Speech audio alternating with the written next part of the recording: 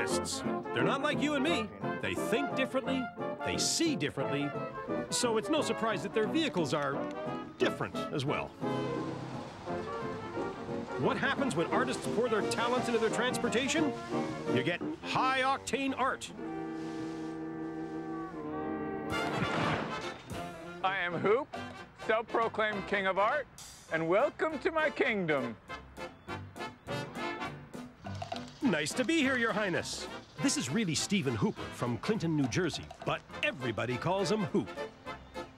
And all these outrageous buggies sprang from the fertile mind that lies beneath that equally outrageous crown.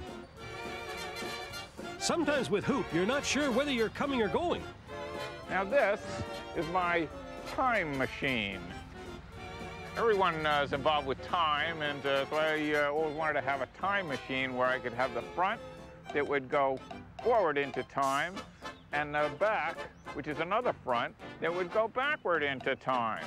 And just in case he loses track of time, Hoop's got several dozen backup systems, some of them with famous faces. And as we go along, Frank Sinatra, you know, he was one of the best of all time. Here we have the Nordanian backwards clock, and a little kitty clock. Elvis is still ticking over here. He's still going around and around.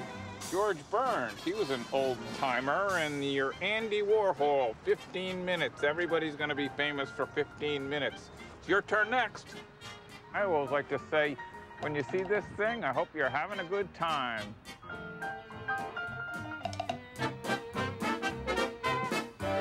You have to wonder where Hoop finds time to work on all his cars. He always has 6 or 7 in various stages of facelifts. Check this one out. Over here we have my convertible. It's various soda pop cans that I've collected, and originally it was very colorful. But then the cans started to fade, and then so I decided to paint them all silver and gold, and for a little texture, we started a little texture over here, a little texture. And it became this beautiful object. It glitters in the sunlight, and it's fantastic. You don't really have to worry about a little bank, you know, the insurance company or anything like that, because you just put a couple more cans on there, and then you got it, you know? Hoop's the son and grandson of refrigeration engineers, so he comes by his mechanical talents honestly. As for his claim to the throne, well, Hoop says he's just filling a vacuum. Well, I became the king of art because since Andy Warhol and Salvador Dali have died, the average person on the street can't name one living artist. They can name cartoon characters, baseball players, you know, actors, whatever, but the names of artists just are like unknown anymore. Hoop's a celebrity artist in New York. He's appeared on TV and radio. Even the New York Times wrote him up. Hoop loves the hoopla. It gives him a chance to meet celebrities. All in the name of art, you understand. I wanted to do a celebrity portrait series, and then I came up with the idea of these fingerprints, and so I collected quite a few different celebrities' fingerprints, and then I silk screened them into this nice little artwork here. And I've always liked to have some kind of a car related to my artwork, so I did these large prints. This is the Printmobile. And I've had this thing for years and years, and I've changed the theme a few times with the mosaic or whatever I've had. And I turned it into the Printmobile not too long ago, and people seem to enjoy it, and I get a little bit of press out of it. And who is Hoop's greatest fan?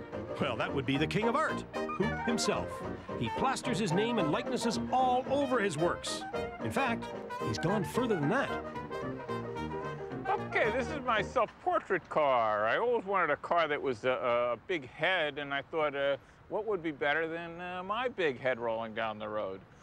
And I've covered it with various artistic utensils, pens, markers, paintbrushes, and various things of the trade. There's some photos of me with celebrities. The big crown, I made the big crown out of a big garbage can. It's one of the secrets. And isn't that quite a resemblance? Look at that, lucky 7. Hoops whipped up a vehicle to remind the world that good luck is a good thing. Over here we have my good luck truck. I have various good luck symbols on here. We have the horseshoe and the shooting star, 4-leaf clover and the 4 aces, and up here various good luck symbols. The people like to pray for good luck, and we have Mr. Happy-Go-Lucky over here. People are lucky in love. And we have the lucky duck, the little guardian angel. And I also like to take a coin, throw it in my magic genie's wishing well, and see if I can get some good luck. Come around here to the Wheel of Fortune and spin the wheel. And it looks like I'm gonna be doing some traveling over here, traveling in my good luck truck. Well, happy trails, Hoop. But before you go, tell us, when did you first know that you had a thing for weird cars? When I was, you know, a kid, I used to go to the custom car shows, and I really liked the custom car shows. And then when I was able to drive, I liked the unusual cars. I'd choose unusual makes and models, and I started to put various objects on my car, and it led to themes. And I got that good reaction, and I liked, you know, the attention, so they just keep coming one after another.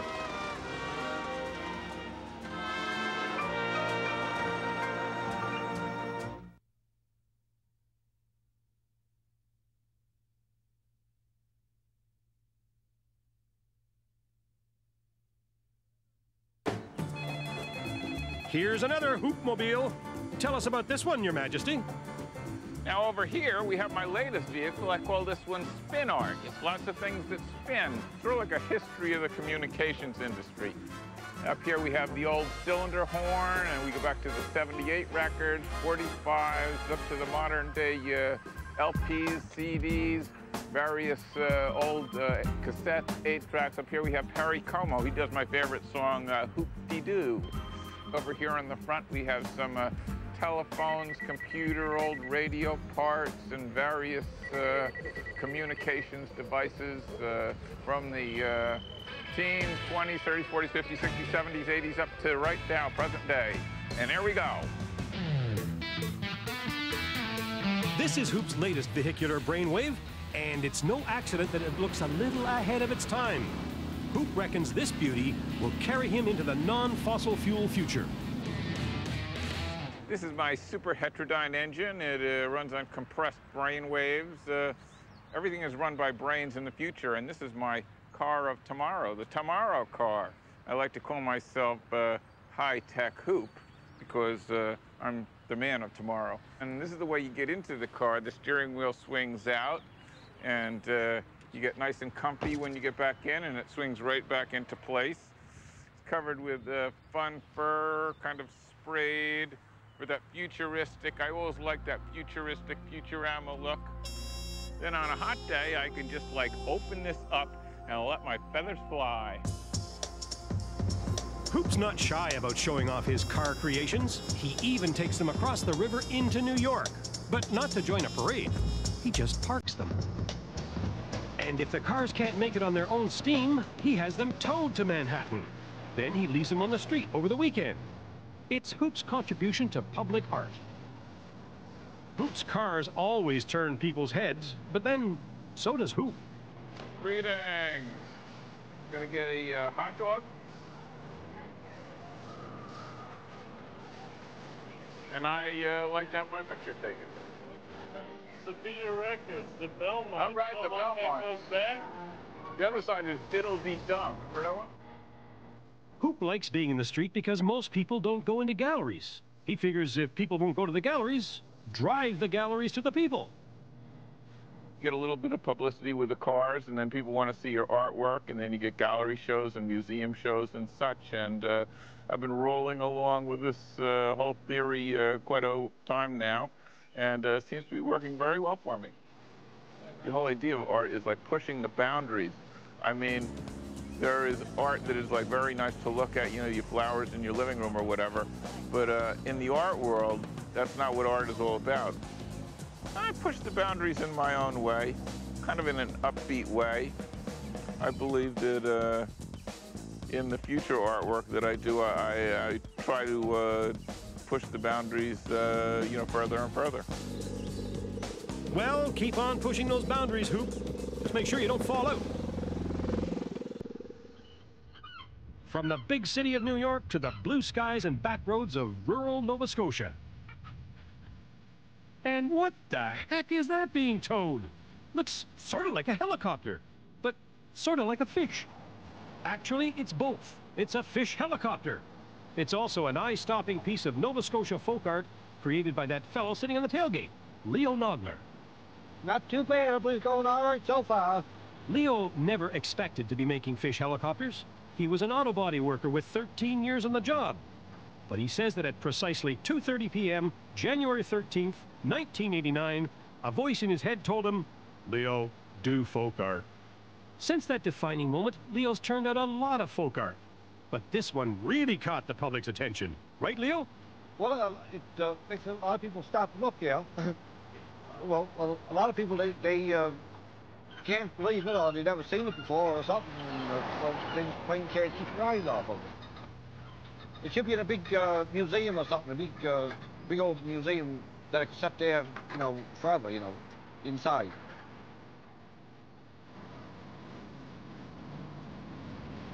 Are you okay, Leo? Yeah, I'm doing all right. That's Audrey Sanford in the passenger seat. She runs the Black Sheep Folk Art Gallery. And that's where Leo's fish helicopter is headed. This flying fish helicopter is a big event. A lot of people have been coming down and looking at it, and it's caused a bit of a stir because it's so bright and colorful and different. The other way. Kite wheels the other way. Real sharp. Real sharp. Real sharp. Leo says he's been dreaming of building a helicopter since he was 14. But exactly how do you go about creating a fish helicopter? Well, first I started off with a 16-foot boat trailer underneath of it. I welded iron brackets up in square brackets, like, to set the engines on. It's a 12-horsepower Bridges Stratton engine in here. The back propeller, this is an inch solid steel shaft with two pulleys onto it and a leaf spring off a Ford Falcon car onto it. And then up here a little further, I put a fin here and a fin up in there because I call it the fly fish helicopter, and painted it up and put pine trees and seagulls and crows and a flower on each side of it. Leo is a seat-of-the-pants kind of artist. No big plans, no preliminary drawings. He just waits for an idea, then acts on it. Mind you, for the fish helicopter, he made an exception. First, before I built the helicopter, I made a black print of the helicopter. And, well, people call it blueprints, but it ain't blue, it's black. I made a black one, and I wrote on to what year it was made in and so on, and about how big it is. Most helicopters are pretty much all business inside, but Leo's machine comes with all the comforts of home. Okay, over in here, the 8-track stereo. Hooray, up she rises, hooray, up she rises. And here's the alarm clock. I put it into it. And a 12-volt television, and it runs off the car battery. Then I put a mirror into it. And down below here, I have horns and sirens, like...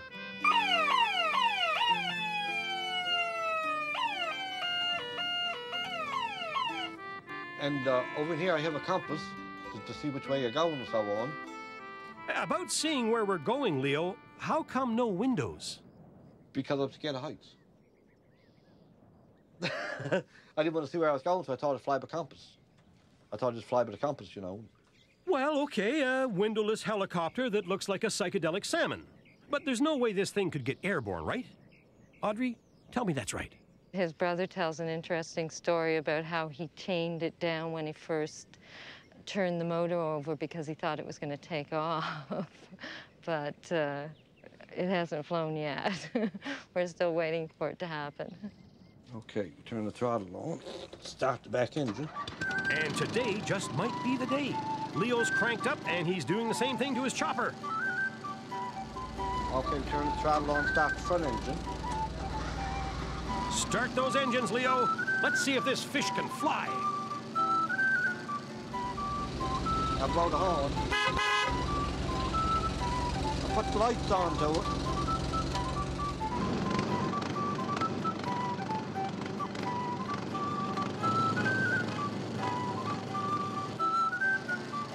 It's rocking, it's rolling. But whether it ever gets off the ground is immaterial. Skyborne or ground-bound, this is a high-octane folk art mind-blower.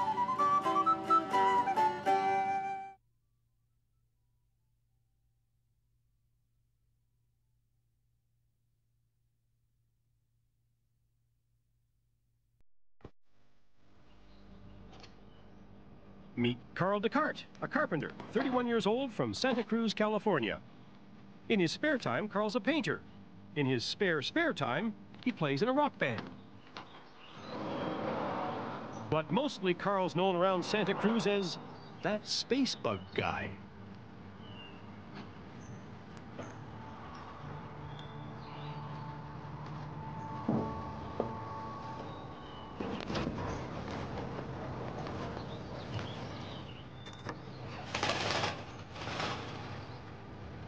Carl decided early on that one day he wanted to drive the most unusual car in the world. I think he's making good progress. All this cosmic cruising started because he wanted to make a big splash at the annual Burning Man Arts Festival in Nevada. I got involved with the Burning Man project in 1996, and it pretty much changed my life. I saw the art car camp and got inspired to make a vehicle out of my beat-up old '68 VW Bug. That was the original inspiration. Well, the first thought I had was, like, if you're going to alter a car, you better alter a car bad, really mess it up. I wouldn't call it a mess, but Carl's '68 Beetle has been undeniably altered. Now, where and how would a guy come up with an idea like this? Carl's sister has a theory. My sister thinks that the space bugs were inspired by good drugs, but that's absolutely not true. You get that? Not true. Not true. Houston Control. Houston Control. I've got a bogey on my tail. Looks like, well, me, actually. Why stop with one space bug? Why not a matched set? People who think they've had one too many when they see a single UFO go teetotal when the second one drives by. Hey, Steve, let's take a ride here and go get some fuel. And the reason I made twins is because, well, just because twins are fun. They really work well together. Like, one on by itself is pretty fun, but like two of them together, it's more of an event. Carl's space bugs are a big hit down at the beach, which is fine with Carl. It gives him a chance to show off his surreal sedans to mere earthlings. It's a '68 VW Bug. It's got a 1-inch square steel armature with a sheet aluminum over it, attached with rivets. As far as the design engineering goes, once I conceived the idea of putting a shell on here, I realized that the doors would never open again. And so therefore I had to deal with that and had to figure out a way to get in the thing, and hence the reason you get in through the top. Once I realized you had to get into the top, having the chairs in there would be a real inconvenience. So I took all the chairs out and realized you have to pilot the thing, so I had to put one back in. They're really quite impractical, and I think that's a lot of the draw. Passers-by stop to stare. They like what they see, even if they're not sure what it is. I wondered what it was. I didn't know if it was, you know, a sea, land vehicle, spaceship, what, you know? It's amazing. I want to have space sex in it. But even space bugs suffer from mechanical gremlins, like engine fires. As Carl pulls into a friend's driveway, his space bug starts to smoke. The old air-cooled VWs they tend to be problematic just in general. The fact that they are VW bugs, they tend to have problems, especially with things like fuel lines bursting. Luckily, his friend Steve Hosking is there with a fire extinguisher. And another fire extinguisher. Probably another one.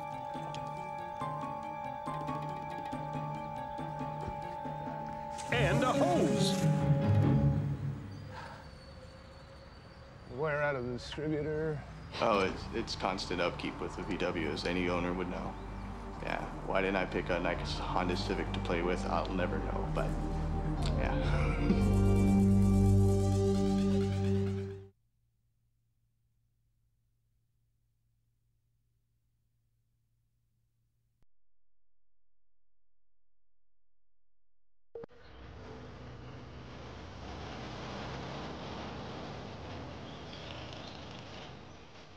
looks like a spaceport in a mothership, but it's just a car wash.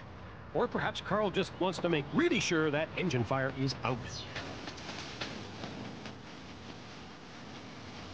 Actually, Carl wants his space bug all spiffy and shining for a little performance he has in mind. Hey, dude, you ready? Let's go cruise. All right. I think we're good. Ain't gonna catch on fire, is it? Not again. Good. Carl and Steve aren't exactly dressed for the prom, but they don't have to be. The stars of this show are the cosmic critters they're driving.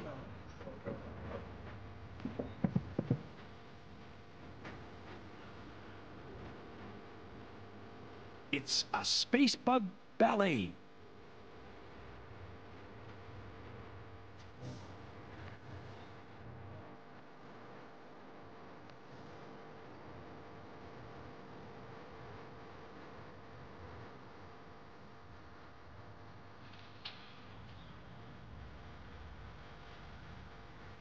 So is this it for Carl Descartes? His final artistic statement? Space bugs in three-quarter time?